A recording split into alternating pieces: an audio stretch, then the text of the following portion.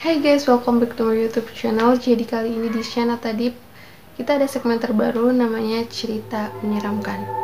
Jadi di segmen ini kita akan bercerita mengenai hal-hal atau cerita-cerita yang menyeramkan ataupun sangat menyeramkan. So buat kalian yang belum subscribe channel ini, subscribe, like, dan juga komen. Aja kita matikan lampunya sekarang. Baiklah, sekarang lampu sudah saya matikan, saatnya saya mulai bercerita. Baik semuanya, kali ini ada kisah dari Ted Bundy, psikopat sadis mengoleksi potongan kepala wanita cantik. Psikopat banyak dibilang sebagai salah satu gangguan kejiwaan. Tapi bagaimana jadinya jika psikopat itu adalah seseorang yang mengerti tentang kejiwaan? Ya, hal ini terjadi di Amerika. Seorang psikolog berparas tampan bernama Ted Bundy ternyata adalah seseorang psikopat sadis yang mengoleksi potongan kepala wanita cantik. Dan potongan kepala dari para korban ia simpan di dalam apartemennya.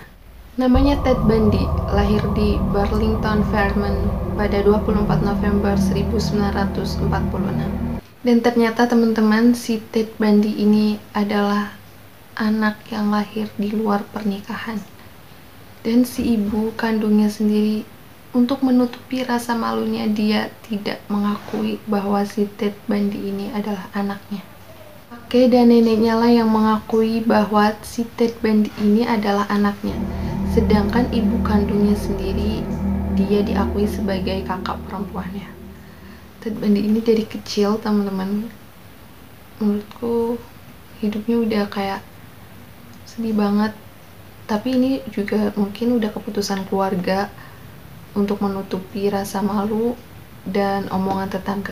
Saat mengetahui fakta bahwa yang selama ini menjadi kakak perempuannya ternyata ibunya sendiri, si Ted Bundy menjadi sangat shock, bahkan sampai jatuh mental. Akhirnya si ibu memutuskan untuk menikah lagi, tetapi hubungan si Ted Bundy dengan si ayahnya ini tidak berjalan mulus. Ayahnya sudah melakukan berbagai pendekatan terhadap Ted Bundy, tapi upaya itu juga gagal. Ted Bundy kecil tidak pernah bermain bersama keluarganya ataupun teman-temannya. Dia hanya memilih untuk bermain dengan sendiri ataupun dengan dirinya sendiri. Kita mulai mengenai awal mula pertama si Ted Bundy melakukan ini. Ini berawal dari cinta pertama dari si Ted Bundy. Meski tumbuh menjadi pribadi yang pendiam, penyendiri, tapi si Ted Bundy ini menjadi pribadi yang menonjol di universitasnya. Hal ini dikarenakan oleh parasnya yang tampan dan otaknya yang cerdas. Jadi si Ted Bundy ini mendapatkan pacar pertamanya yang bernama Stephanie saat ia berkuliah di Universitas Washington pada tahun 1972. Namun sayang, percintaan mereka tidak berjalan mulus karena Stephanie memutuskan untuk meninggalkan Ted Bundy tanpa alasan yang jelas. Ted yang sakit hati akhirnya terobsesi untuk menjadi kaya agar si mantannya Stephanie ini menyesal telah meninggalkan dirinya. Setelah lulus kuliah, ia terjun ke dunia politik dan menjadi juru kampanye karismatik dalam Partai Republik.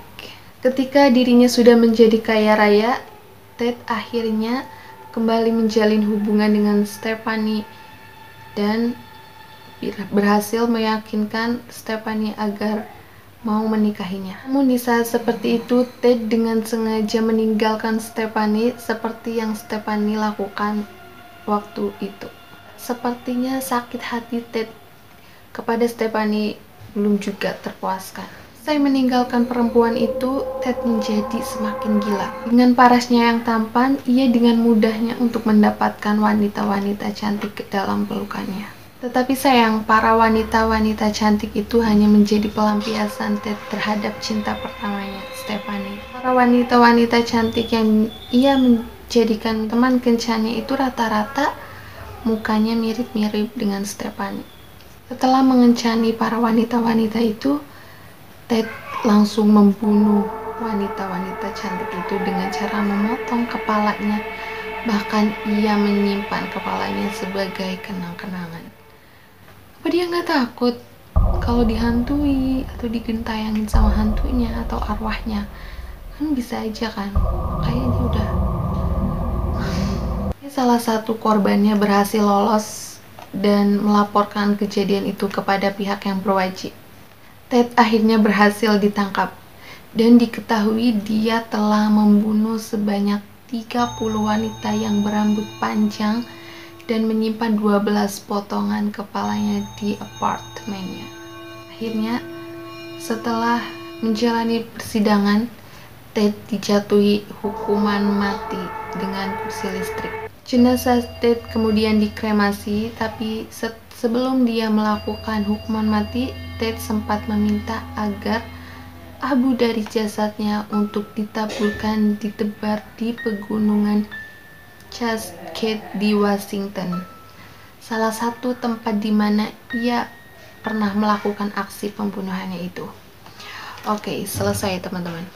Jadi, menurut kalian apa sih hal-hal yang bisa diambil dari cerita ini? Kita sebagai manusia diharapkan tidak ada sifat pendendam, dan kita juga harus ikhlas. Karena apa yang terjadi pada hari ini, walaupun tidak sesuai dengan ekspektasi kita, mungkin hal-hal ini yang terbaik menurut Sang Pencipta.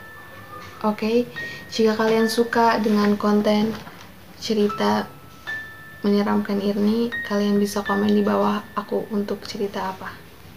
Terima kasih yang sudah menonton sampai akhir, dan sampai jumpa ke cerita-cerita menyeramkan selanjutnya.